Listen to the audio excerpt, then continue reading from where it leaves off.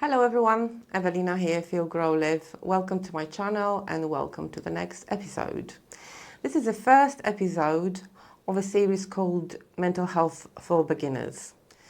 I have realized recently that although we do have a lot of campaigns, awareness, consciousness about quite abstract things in mental health, we do talk about various diagnosis, we really are not good at going back to basics, and we can't really explain a lot of things at the beginning of the process, right? So there's a lot of advanced knowledge and a lot of research when it comes to advanced psychology, you can say.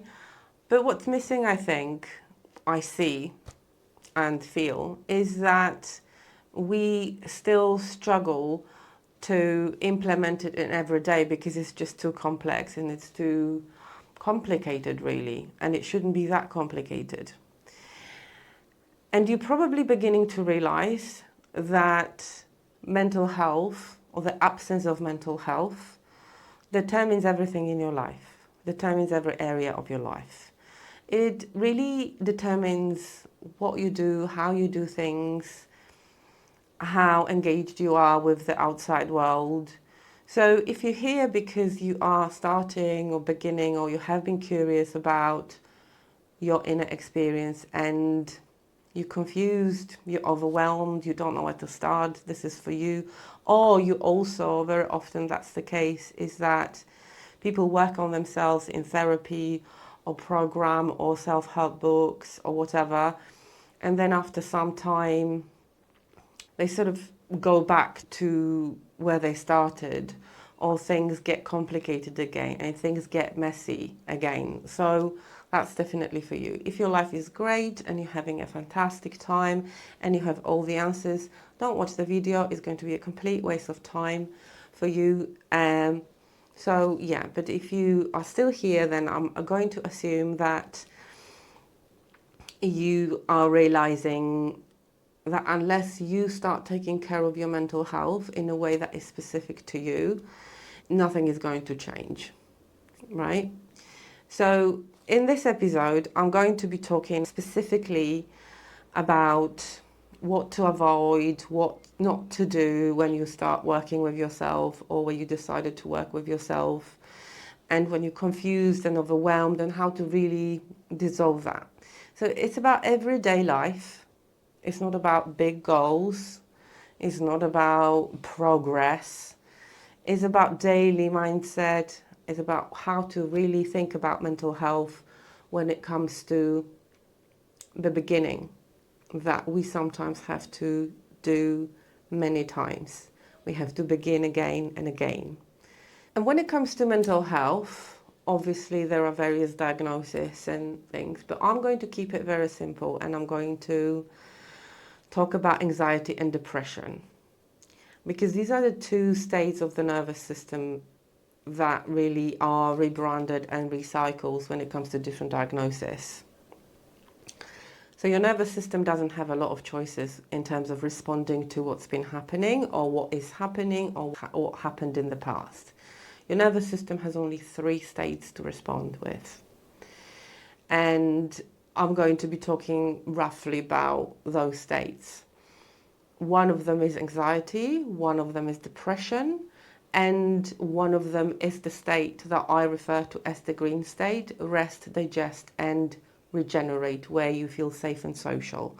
So this particular episode is not going to be about the green state, it's not going to be about rest, digest.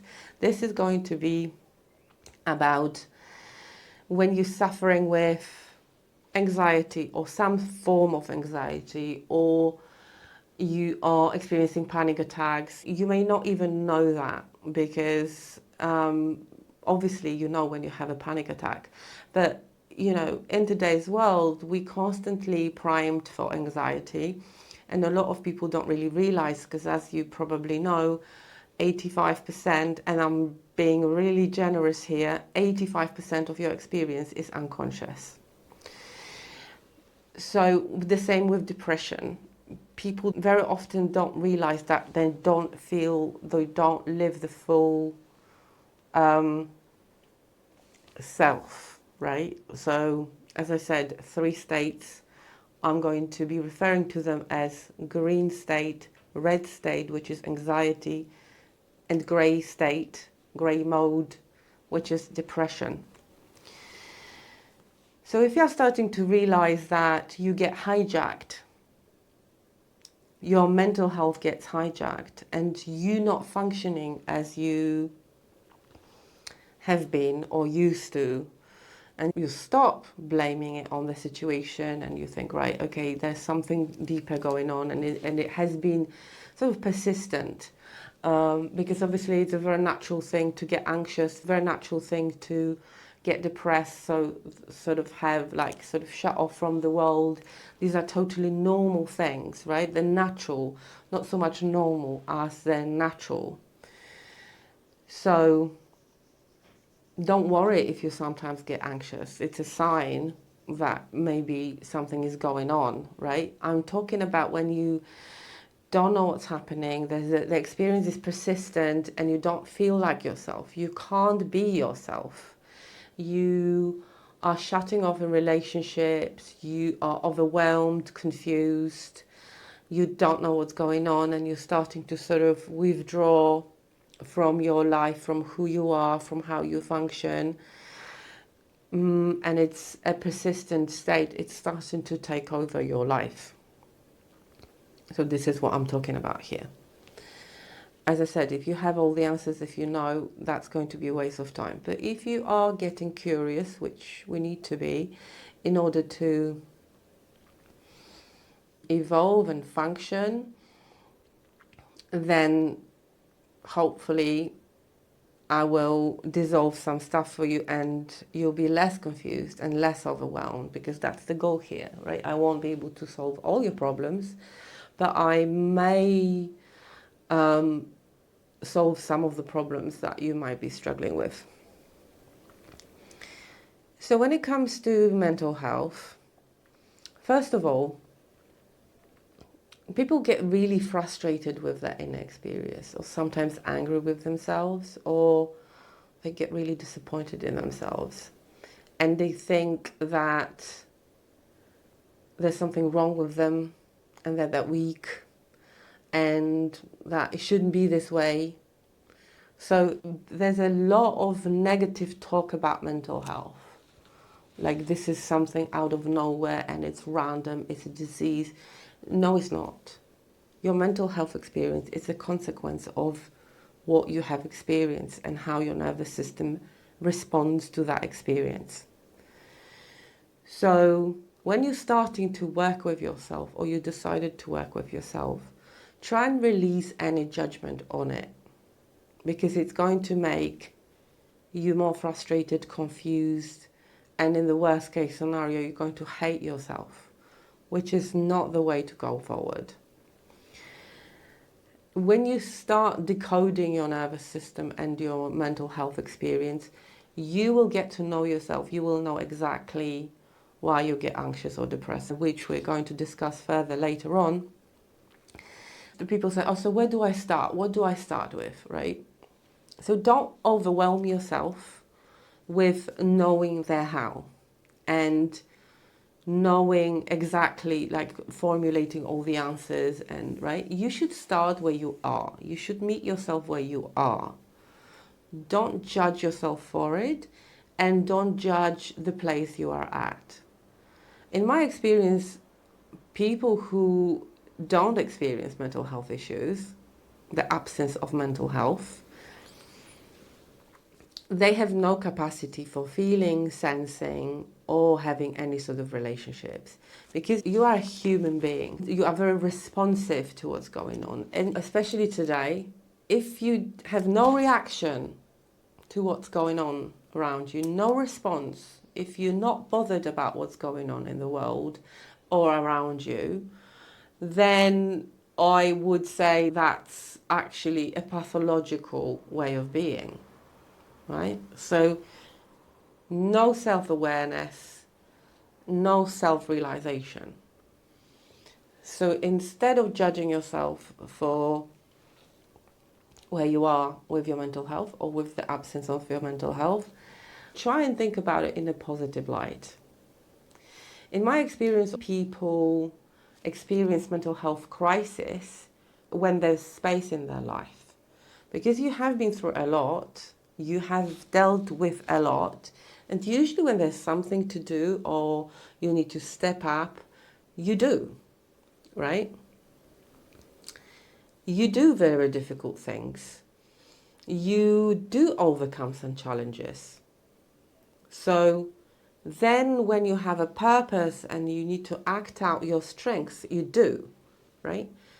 Mental health crisis happens where, not even crisis, I don't want to talk about it only in crisis terms, but it comes to your awareness, it comes to the surface of the awareness where there's space for it.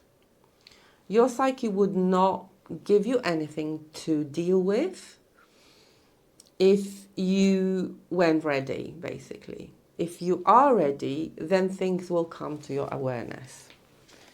So when you start working on your mental health, accept the state of things as you are. Try and accept it and try and sort of, I'm not saying loving it and treat it as a blessing. Maybe that's very difficult, but at least neutralize it, right? Stop judging yourself. You're not weak. That's not your fate. It's just an invitation for you to start caring about yourself and to start getting to know yourself. Because mental health is like an entry point to yourself, to understand how you operate. What is the meaning behind your anxiety? What is the meaning behind your depression?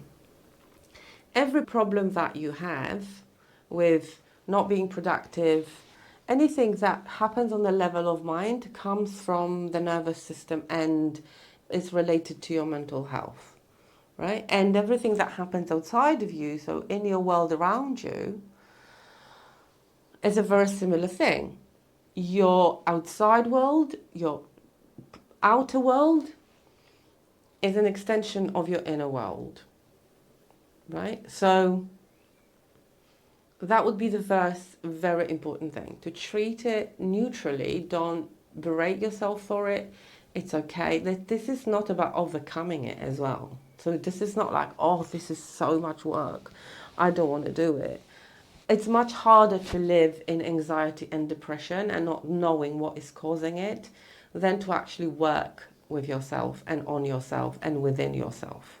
Because inner work is the only work that pays off. So,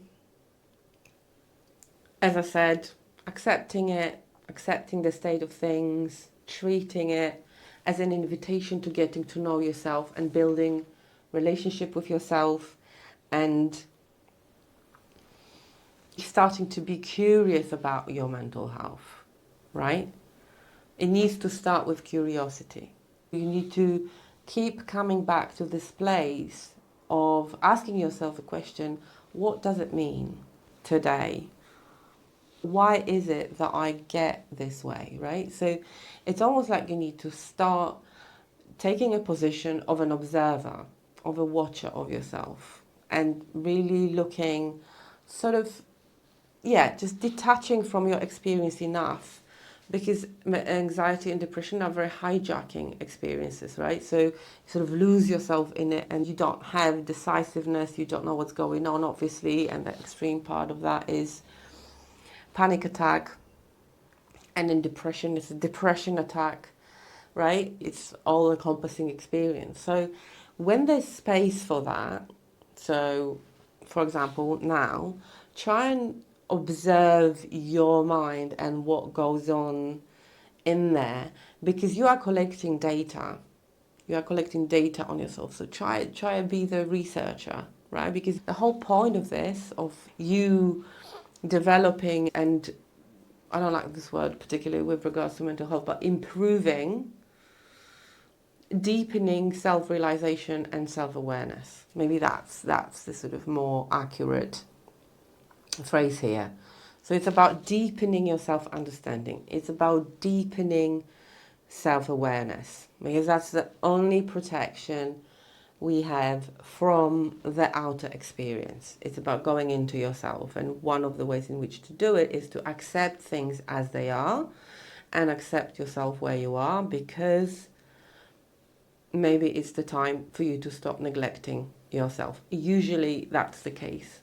When I worked with my clients, they would come to therapy where things would completely fall apart, and it would be like, okay, now's the time to actually start taking care of myself and my mental health. So that could be the case with yourself as well. Another thing I want to mention when it comes to beginners is that even though things people say may sound good, so listening to podcasts, reading books, maybe getting a therapist or maybe getting a coach, unless you're very lucky with a therapist, I don't think 1 hour of therapy even cuts it today. 1 hour therapy thing is from the reality that doesn't exist anymore, from where that could have an effect and impact. But I don't believe anymore that, based on many hours of working with people and of obviously with myself and on myself, is that 1 hour of experiencing something could even scratch the surface when it comes to properly deepening self-understanding and self-awareness, right? But I don't want to get too focused on that here, but I just want to talk more general about listening to podcasts and reading some kind of book on anxiety or depression. Even if you get some kind of momentum and motivation to apply the advice or the program or the strategy, as in coaching industry or whatever, most things won't work in the long term because they won't meet you where you are and who you are. So be mindful of outsourcing the process of getting to know yourself. Because the person that you are talking to, the person that is saying things about mental health and you are being exposed to and you're listening to and you're thinking, right, that's right, I need to be doing that, or I need to be thinking about that, they are projecting their process onto you. And as I said, it may work for a second, minute, day or 2 weeks if you keep forcing yourself to apply the program. And if you think, right, okay, I'm going to do it, or, you know, a problem that you might have with your anxiety or your depression or whatever, if you can't in everyday life understand yourself, where you are and where your nervous system is, it's going to be useless, and it's going to be creating more disappointment and, as a result, more anxiety and more depression, because you'll be thinking, right, that doesn't work, that must be me, I'm stupid, I'm useless, I'm pointless, whatever. The small analogy of this could be where your friend just got better and they've solved some kind of problem, and you think, so what did you do? And they say, I did A, B, and C, and you apply it, and then you think, it doesn't work for me. What's wrong with me? It worked for this other person. It worked for so-and-so. That's not the right to go about things. You need to be able to learn the skill of meeting yourself where you are with alignment of who you are. So what that means is we are being bombarded with experiences on everyday basis without leaving the house, and they make us feel a certain way.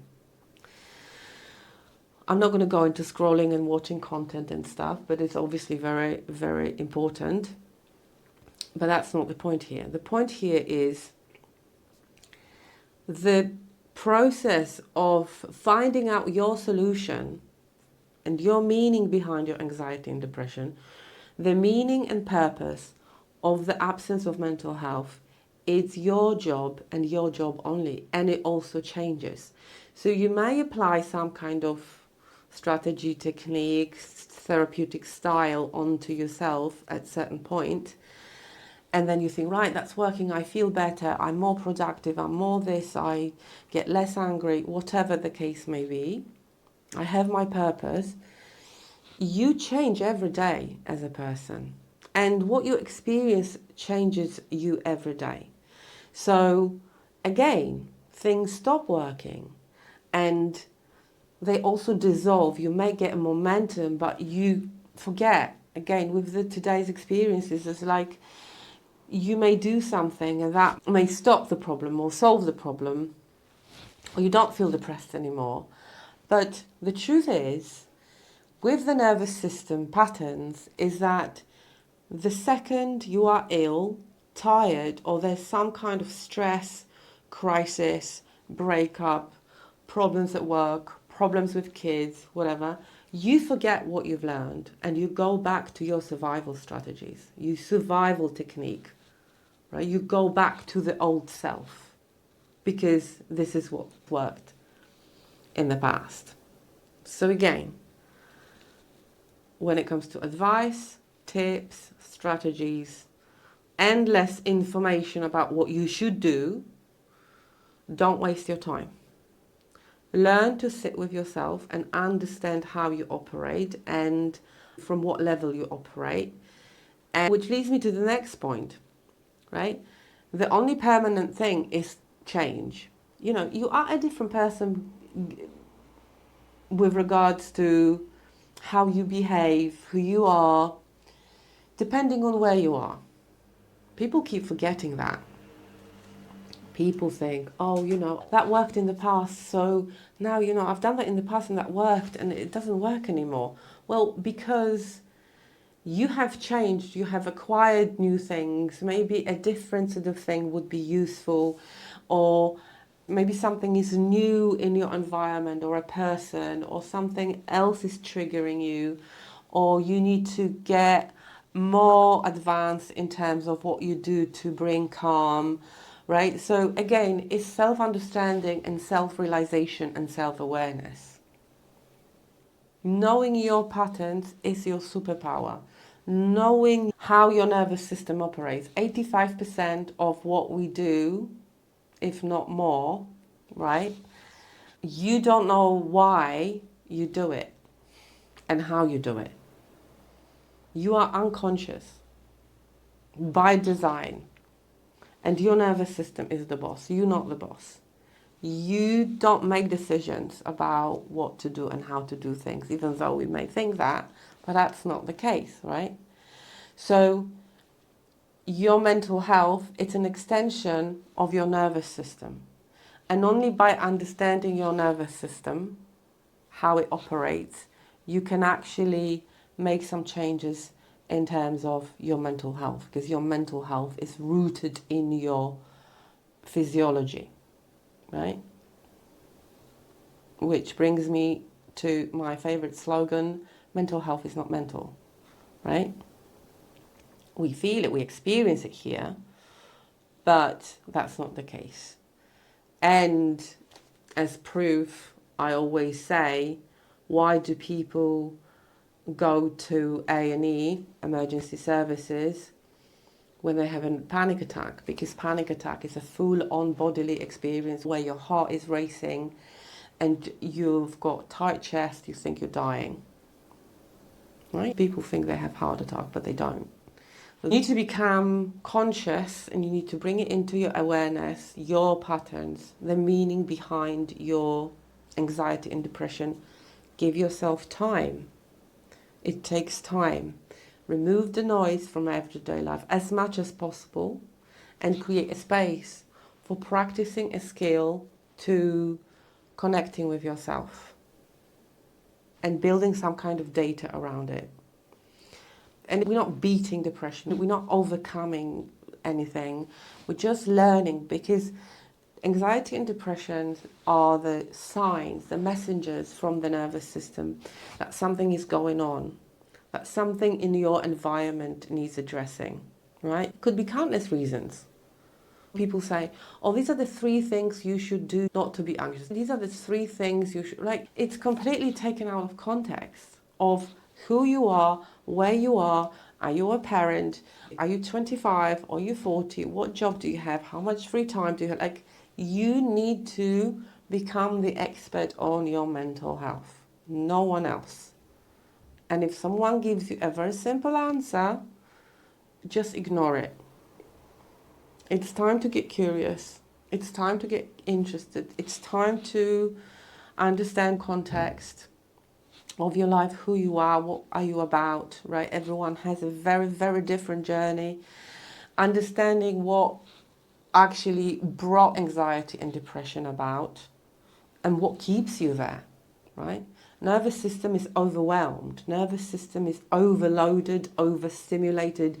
For a lot of people, there's no wonder they're anxious. And then again, they're hijacked and they can't function. No wonder. Sleep patterns are not there. There's no routine. Like, you consume stuff, you're feeding yourself stuff. And your nervous system is listening all the time, right? So these are the things to avoid, to save you some time and money very often. So whatever you're trying to do with your mental health, if something gives you an answer that is not rooted with someone that has not spent time with you like you do, where they looked at your life and said, right, maybe that, maybe this, ignore it. It's a waste of time. It's about you stepping into and taking responsibility for yourself. Very often, anxiety dissipates when people say, all right, I'm on it. Now I'm going to prioritize myself. Depression, the same thing. Okay, why do I get depressed? Asking yourself this question. Why do I get anxious? What am I doing to myself?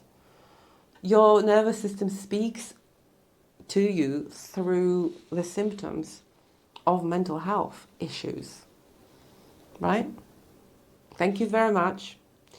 If you like any of this, please comment below. Subscribe to my channel. Thank you very much for listening and wait for the next episode. Thank you. Bye-bye.